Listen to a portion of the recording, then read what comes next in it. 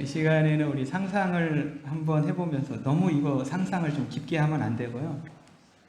설교를 좀 시작하려고 합니다. 설교자인 제가 지금 이렇게 옷을 입고 서 있는데 어떻게 좀 잘 어울립니까? 네. 근데 제가 예를 들어서 지금 위에는 런닝 셔츠만 입고 아래에는 반바지에 거기다 또 속옷을 반바지 위에 입고 있다 그런다면 이게 굉장히 어울리지 않는 옷을 입고 있는 것입니다. 제가 만약에 그렇게 입고 밖을 나간다 그러면 사람들의 비웃음을 받을 것입니다. 여러분, 교회가 세상의 비난을 받고 조롱을 받는 것은 교회가 교회에 어울리는 옷을 입고 있지 않기 때문에 그렇습니다. 교회에 어울리는 옷이 있어요. 근데 그렇게 입지 않고 엉뚱하게 입으면 교회는 세상에 조롱을 받게 될 것입니다. 그러면 교회에 어울리는 옷은 무엇일까? 오늘 제가 설교 제목을 그렇게 잡았는데요. 자, 오늘 본문 1절에서 바울이 얘기를 합니다. 자, 1절 한번 같이 읽어보겠습니다. 2장 1절 빌립보서 시작. 그러므로 그리스도 안에 무슨 권면이나 사랑의 무슨 위로나 성령의 무슨 교제나 긍휼이나 자비가 있거든. 이렇게 얘기합니다. 요거를 현대인의 성경을 보면 좀 더 이해가 쉽습니다. 현대인의 성경을 보면 1절을 이렇게 번역을 했어요. 그리스도 안에서 여러분은 서로 격려하고 있습니까? 그리스도의 사랑으로 서로 위로하며 성령으로 교제하고 있습니까? 그리고 서로 친절과 동정을 베풀고 있습니까? 이렇게 번역을 하고 있습니다. 그러니까 이 질문은 바울이 빌립보 교회 성도들에게 던지는 질문이고 어쩌면 이 시대 우리들에게도 던지는 질문입니다. 우리가 서로 격려하고 있는가? 위로하고 있는가? 교제하고 있는가? 친절과 동정을 베풀고 있는가? 바울이 왜 이런 질문을 하냐면 교회가 이런 곳이 되어야 된다는 것입니다. 교회는 마땅히 이런 옷을 입고 있어야 한다는 이야기입니다. 여러분, 교회는 서로 격려하는 곳이 되어야 됩니다. 사실 우리는 다 고달픈 인생의 무게 속에서 지칠 때가 참 많이 있습니다. 그런 사람들이 교회에 와서 격려를 받고 힘을 얻고 또 서로 기도해 주는 곳이 교회여야 합니다. 서로 위로해 줘야 됩니다. 우리의 힘으로 해결하지 못하는 숱한 문제로 서로 힘겨워할 때 관심을 가져주고 위로해 주는 곳이 되어야 합니다. 성령으로 교제하는 곳이 되어야 합니다. 세상은 작은 것 하나로도 차별하고 무시해요. 색깔 가지고도 사람을 차별하고 무시합니다. 그러나 교회는 성령 안에서 빈부에 상관없이 많이 배우고 적게 배우고에 상관없이 서로를 귀하게 여기고 마음을 여는 곳이 되어야 합니다. 서로 친절과 동정을 베풀어야 합니다. 이 친절을 긍휼이라고 이렇게 얘기할 수 있는데요. 근데 이 언어의 의미가 뭐냐면 내장, 창자의 의미를 가지고 있어요. 친절, 긍휼이. 그러니까 이거는 마음에서 우러나는 따뜻함으로 서로를 대하는 곳이 교회여야 한다. 그렇게 얘기를 합니다. 근데 제가 말씀을 준비하면서 참 이런 모습이 교회에 어울리는 옷인데 과연 이런 교회가 얼마나 있을까? 또 우리 늘봄교회는 이런 교회인가 생각을 해봤습니다. 설교를 준비하면서 좀 검색을 해봤더니 분쟁을 겪고 있는 교회들이 너무도 많이 있었습니다. 그리고 분쟁을 겪는 이유도 굉장히 다양했습니다. 그러다 보니까 교회 분쟁에 관련된 책도 있고요. 심지어 교회가 분쟁을 하게 되면 세상 법정에서 판결은 어떻게 되는지까지 나옵니다. 가슴 아픈 일입니다. 이것은 교회가 서로를 격려하는 대신에 경쟁을 하고 서로 위로하는 대신에 정죄를 하고 상처를 주고 성령으로 교제하는 대신에 끼리끼리 편을 만들고 서로 친절과 동정 대신에 시기와 질투가 교회의 당연한 모습이 되다 보니까 이런 문제가 발생을 한다는 것이죠. 근데 지금 세상은 교회가 그래도 이제 놀라지 않습니다. 교회도 별 수 없다고 생각을 하고 심지어 교회가 더 한다고 이야기를 합니다. 근데 여러분, 이런 문제가 굉장히 심각한 것은 무엇이냐면요. 여러분, 교회가 존재하는 이유는 뭐죠? 네, 교회가 존재하는 이유는 그리스도의 복음을 전파하는, 왜? 하나님을 세상에 알리기 위해서 교회가 존재하는 것입니다. 근데 우리가 복음을 입으로도 전해야 되지만 교회는 빌립보서 2장 1절처럼 교회다운 모습을 통해서 사실은 아름다운 공동체를 이룰 때, 우리가 뭘 막 대단한 일을 해서 하나님을 알리고 예수 그리스도를 전하는 것보다 교회가 진정 성경이 원하는 아름다운 공동체를 이룰 때 가장 강력하게 복음을 증거할 수 있다는 이야기입니다. 초대교회 당시 굉장히 극심한 박해가 있었는데요. 그럼에도 불구하고 많은 사람들이 예수 그리스도를 믿고 교회를 나오게 됐습니다. 박해가 있는 가운데 새로 믿는 사람들이 늘어났다는 거예요. 근데 왜 그랬는가 봤더니 초대교인들은 이렇게 전도를 했답니다. 그리스도인들처럼 사랑하는 사람을 본 일이 있습니까? 그러다 보니까 박해가 있고 예수 믿다가 죽을 수도 있는데 많은 사람들이 교회를 찾고 예수 그리스도를 믿게 되었다고 합니다. 참 저도 이 질문 앞에 너무 부끄럽습니다. 그리고 이 시대 교회가 집중해야 될 일이 무엇인지 굉장히 선명해집니다.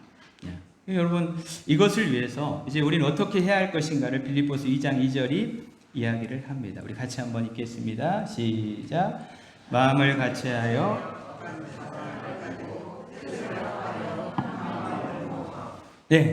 마음을 같이하여 같은 사랑을 가지고 뜻을 합하며 한 마음을 품어라. 즉 하나 되라는 것입니다. 그런데 여러분, 이미 바울은 1장 27절에서 하나됨을 강조를 했어요. 그죠? 우리 살펴봤습니다. 1장 27절 오직 너희는 그리스도 복음에 합당하게 생활하라. 이는 내가 너희에게 가보나 떠나 있으나 너희가 한 마음으로 서서 한 뜻으로 복음의 신앙을 위하여 협력하는 것.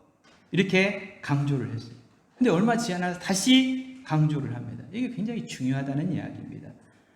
그러니까 하나 되지 못하면 교회는 굉장히 사실은 교회답지 못하게 된다는 이야기입니다. 아무리 대단한 일을 많이 한다 할지라도. 요즘 우리는 매일 성경을 통해서 고린도전서를 묵상하고 있죠. 근데 그것도 바울이 썼습니다.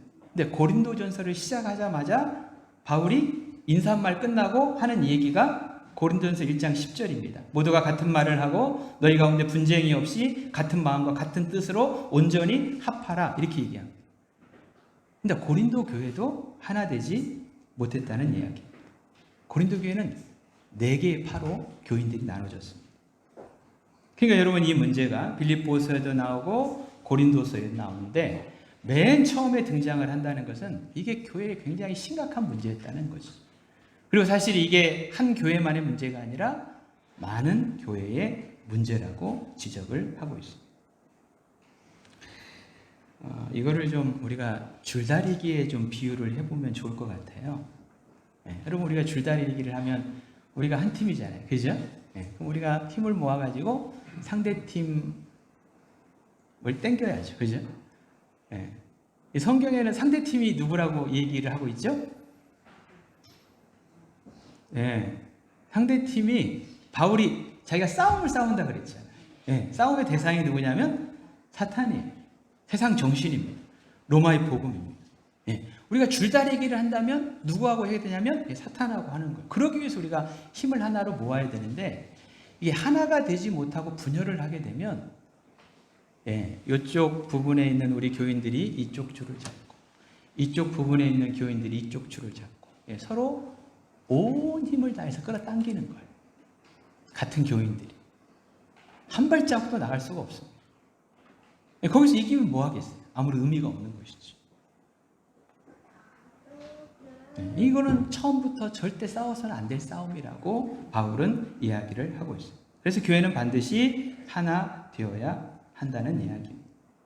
근데 여러분, 오늘 이렇게 2절에 보면 마음을 같이 하고 같은 사랑을 가지고 뜻을 합하여 한 마음을 품어라. 그러니까 하나 되라고 하니까 야, 이제 교회에서는 다른 의견 내지 말고 입 다물고 시키는 대로 목사님이 하라는 대로 하면 되는 거 아니냐. 절대 지금 그 얘기를 하고 있는 게 아니에요. 부부의 예를 들어보면 사실 부부는 서로 다릅니다. 근데 이 부부가 하나가 된다는 것은 한 사람이 종속이 된다든지 한 사람이 완전히 무시가 되는 것이 아니라 서로를 인정하고 존중하는 것입니다. 근데 중요한 것은 같은 방향을 보는 것이죠. 같은 관점을 갖는 것. 이게 하나 되는 것입니다. 근데 이게 달라지면 사실은 굉장히 힘들어지죠. 교회도 마찬가지라고 하는 것입니다. 자, 그래서 바울은 이 하나됨이 너무 중요한데 하나되기 위해서 교회가 해야 할 일이 있고 해서는 안 되는 일이 있다고 3절에 이 얘기를 합니다. 우리 3절 한번 같이 읽겠습니다. 시작. 아무 일에든지 다툼이나 허용으로 하지 말고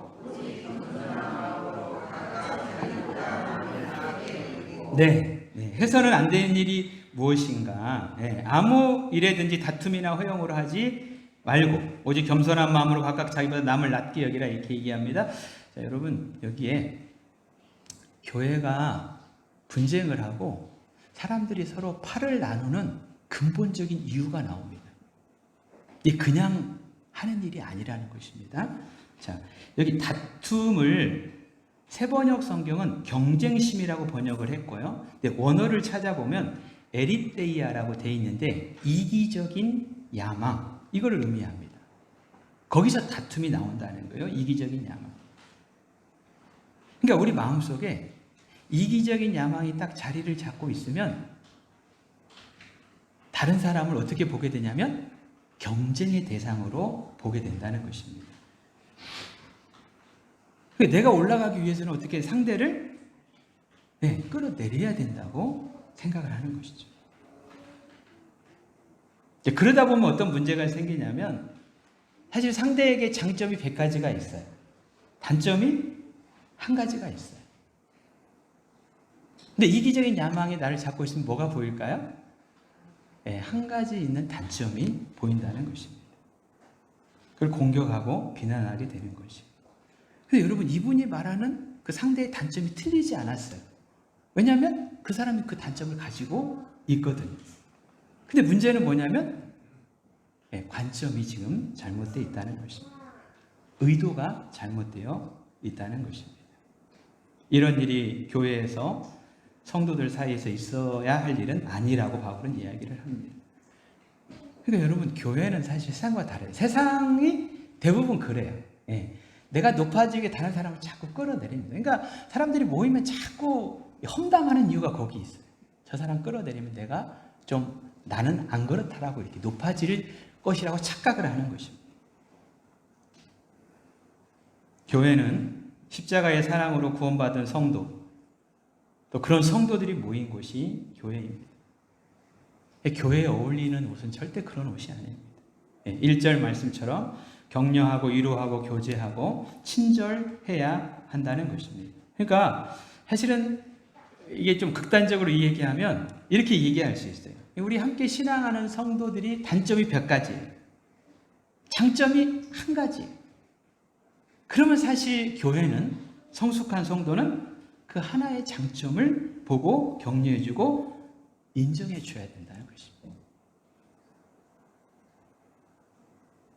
여러분 우리가 서로 경쟁하기 위해서 서로의 단점을 지적하고 그럼 여러분 저는 단점이 없고 여러분은 단점이 없습니까? 서로 단점을 지적하고 그것이 교회가 분위기가 되면 사실은 어울리는 옷을 입고 있지 않는 것입니다. 교회는 그렇게 세상처럼 누군가를 깎아내려가지고 내가 올라가는 곳이 절대 아니라고 얘기를 합니다. 자, 그거를 3절에 바울은 아무 일에든지 다툼이나 허영으로 하지 말라 이렇게. 허영은 헛된 영광이에요. 내가 영광을 받을 것 같은데 헛된 영광입니다. 그래서 바울은 오히려 오직 겸손한 마음으로 각각 자기보다 남을 낮게 여기라 그렇게 얘기를 합니다. 여러분 우리가 꼭 기억해야 될 것은 성도에게 합당한 모습은 다툼과 허영이 아닙니다. 겸손한 마음입니다. 그런데 여러분 우리가 이 겸손이라는 단어가 지금은 굉장히 흔하고 익숙한 단어예요. 근데 이 단어가 신약 성경 이전 헬라 문서에는 나오지 않는 단어라고 합니다. 이게 무슨 말이냐면 그 당시에는 바울 당시에는 이 겸손이 미덕이 아니었다는 이야기입니다. 그리스 로마 시대의 겸손은 노예들에게 해당되는 단어였습니다. 그러니까 이 노예들은 자기를 높일 수 있는 근거가 하나도 없습니다. 그러니까 어쩔 수 없이 낮아지는 것, 이게 겸손이에요. 그러니까 그 당시 로마의 복음은 겸손이 아니고 사실 다툼과 허영이었습니다. 그걸로 상대를 정복하고 경쟁하고 짓밟고 지배하고, 그렇게 해서 내가 많은 걸 차지하고 올라가고 높아지고, 이게 로마 복음의 핵심이었다는 것입니다. 그러나 그리스도의 복음은 로마 복음과 정반대로 오히려 겸손하고 낮아지고 다른 사람을 자기보다 낮게 여기는 것, 존중하고 섬기는 삶입니다. 그러니까 바울이 지금 여기서 지적하고 있는 것은 무엇이냐면 교회가 그냥 나눠지는 것이 아니라는 얘기입니다.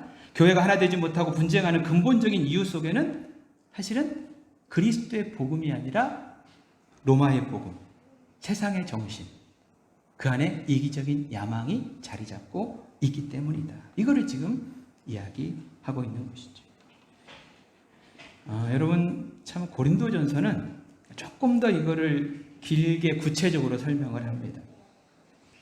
자, 우리 고린도전서 3장을 한번 볼까요? 앞으로 좀 넘겨보면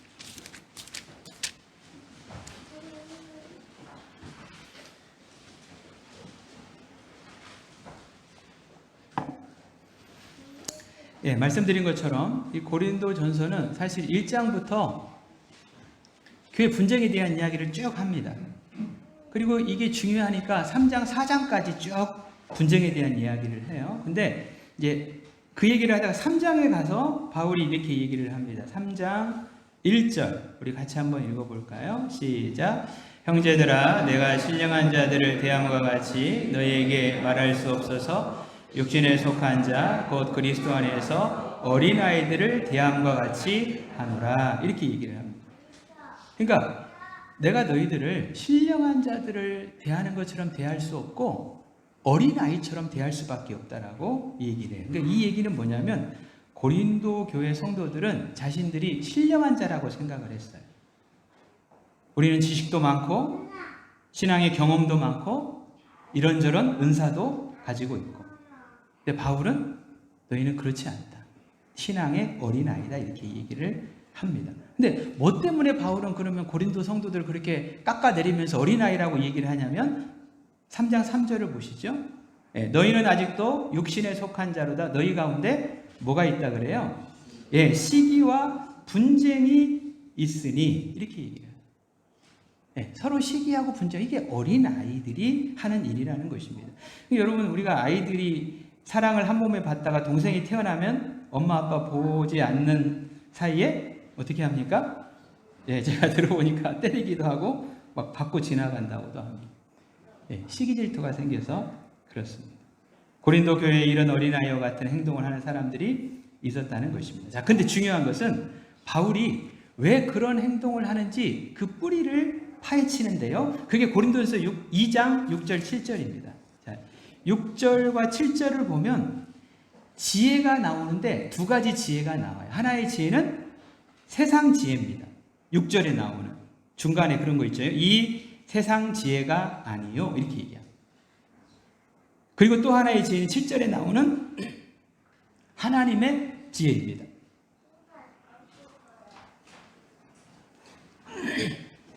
그러니까요, 고린도 성도들은 세상 지혜의 영향으로 자기 자랑, 자기 주장을 하면서 교회를 분열을 시켰다는 것입니다.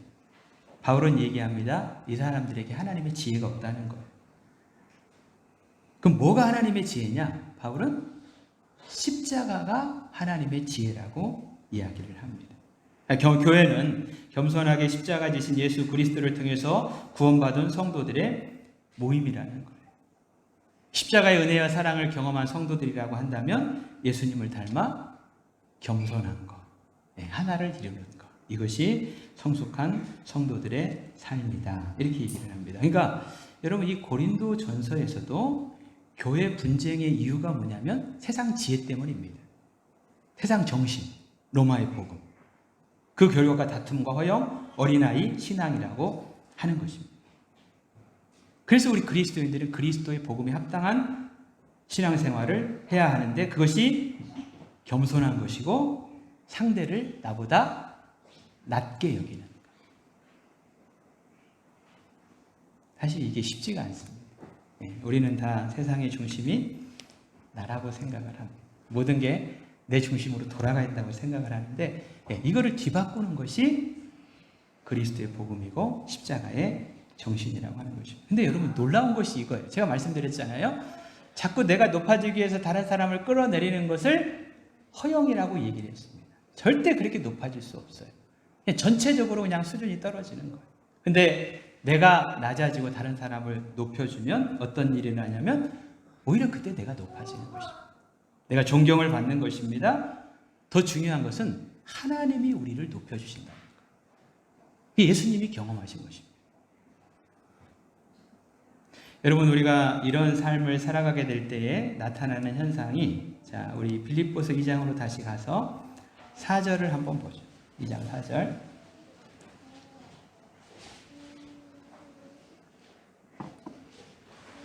우리 같이 한번 읽겠습니다. 시작. 각각 자기 일을 돌볼 뿐더러 또한 각각 다른 사람들의 일을 돌보아 나의 기쁨을 충만하게 하라.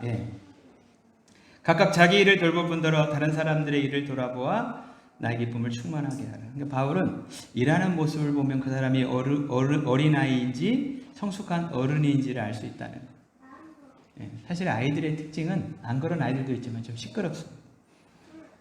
뭘 시켜놓으면 누가 하네 안 하네? 뭐가 있네 없네? 마음에 드네 안 드네? 근데 어른들은 사실은 자기 일을 굉장히 묵묵히 합니다. 그러니까 바울은 이렇게 얘기하는 거예요. 먼저 자기 일을 돌보라는 것입니다.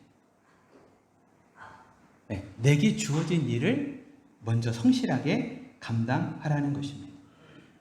근데 여러분 우리가 하나님의 일을 하면서 꼭 기억해야 될 것이 있어요. 여러분 하나님의 일을 하는 것이 힘듭니까? 어렵습니까? 힘들고 어렵습니까?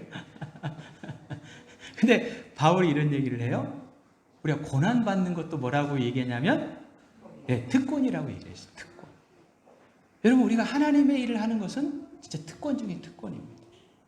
하나님이 죄악된 우리를 불러주셔서 구원의 은혜를 베풀어 주시고 영광스러운 하나님의 일을 하게 하신 것. 여러분 이걸 특권이라고 여러분들이 생각하셔야 합니다. 그래서 내가 하나님의 일을 할 수 있는 것에 대해서 감사함으로 내게 맡겨진 일을 감당을 하는 것입니다. 근데 더 한 걸음 더 나가면 다른 사람의 일을 돌아보는 것입니다. 사실 여러분 우리 삶이 얼마나 분주합니까? 할 일 많은 시대를 살아갑니다. 쉬고 싶은 시대입니다. 내일도 너무 많습니다. 근데 여러분 그런 상황 속에서 다른 사람의 일을 돌아본다는 것은 사실 그 사람에 대해서 많은 것을 이야기를 해주는 거예요. 자기 일을 희생하는 성숙함이 그분에게 있다는 것이죠. 사랑과 겸손의 마음이 있다는 것입니다. 이런 공동체가 되어야 된다는 거예요. 제가 말씀을 준비하면서 우리 늘봄교회 지난 20년간을 좀 돌아보면서 제일 감사한 것 중에 하나는 참 교회 일을 하는데 소리 없이 모든 일들이 지금까지 진행됐다는 것입니다. 제가 뭐 이거는 이렇게 해야 된다 저렇게 해야 된다 별로 말해본 적이 없는 것 같아요. 근데 맡겨진 일들이 있으면 누가 하는지도 모르게 그 일들을 감당을 해 주셨습니다. 내가 할 수 있다는 것에 감사했고 또 그 일에 참여하지 못하는 분들에 대한 이해가 있었기 때문입니다. 지금도 그런 것 같아요. 우리는 의무적으로 이런 일을 해야 됩니다. 그렇게 사실 우리 교회는 얘기하지 않죠. 그래도 자발적으로 헌신적으로 동참해 주시는 분들이 있어서 참 감사합니다. 이게 우리 교회 좋은 전통으로 자리를 잡아 나갔으면 좋겠다. 저는 그렇게 생각을 하고 또 그렇게 섬겨주신 우리 성도들께 감사를 드립니다. 자, 끝으로 제가 그 드라마 얘기 하나 하고 말씀을 마치려고 합니다. 동백꽃 핀무렵이라는 드라마를 봤습니다. 그 드라마 속에 자주 언급되는 단어가 하나 있는데요. 팔자라는 단어입니다. 주인공이 동백이입니다. 굉장히 기구한 팔자를 가진 여인입니다. 불우한 가정에서 태어나 어린 시절에 엄마에게서 버림받고 고아원에 보내집니다. 성장을 해서는 남자친구를 만났는데 임신한 상태에서 헤어지게 됩니다. 미혼모가 돼서 술집을 운영하며 아이를 키웁니다. 근데 이 동백이 마음속에 자기 팔자가 너무 기구하다는 것을 스스로 깨닫는 거예요. 마음속에 이 팔자가 계속 될 것 같다는 막연한 불안감이 있습니다. 그런 동백이에게 황용식이라는 청년이 나타납니다. 사실 동백이는 치명적인 단점을 너무도 많이 가지고 있습니다. 버려진 아이입니다. 미혼모입니다. 술집을 운영하고 있습니다. 근데 이 용식이한테는 그런 게 보이지 않습니다. 눈먼 사랑을 합니다. 최고라고 이 얘기를 해줍니다. 보호해주고 사랑을 해줍니다. 그뿐 아니라 옹산이라고는 동네에서 일어난 일인데요. 동네 사람들이 동백이가 어려운 일을 만나면 팔을 걷어붙이고 도움을 줍니다. 그런 사랑이 동백이의 삶에서 어두움을 걷어냅니다. 불행한 팔자를 극복하지 못할 것 같았는데 그 팔자를 극복하고 행복한 인생을 삽니다. 이 드라마를 보고 작가가 도대체 누구인지 굉장히 궁금했어요. 작가에 대한 이야기가 별로 없더라고요. 네, 이분이 본명이 있는데 그냥 필명으로 임상춘이라고 이렇게 이름을 쓰고 30대 여성이라고만 이렇게 나와 있더라고요.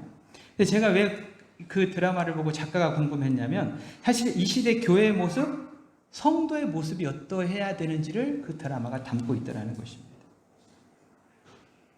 상처 입은 사람들, 단점이 많은 사람들, 팔자가 사나운 사람들, 아픔이 많은 사람들이 교회를 찾아와서 단점을 지적받는 대신에 사랑을 받고 섬김을 받고 도움을 받고 함께 웃고 따뜻함을 나누고 예수님 안에서 삶의 용기와 소망을 갖는 공동체. 이게 사실은 교회의 모습이야 되지 않을까 생각을 합니다. 드라마 맨 마지막 회에 이런 글이 나옵니다. 사람이 사람에게 기적이 될 수 있을까? 작가는 될 수 있다고 믿는 것 같아요. 여러분, 우리가 이 시대에 누군가에게 참 기적이 될 수 있는 그런 사람들로 살아갈 수 있다면 참 행복하겠다 생각을 합니다. 우리 찬양 한 곡 하죠. 오늘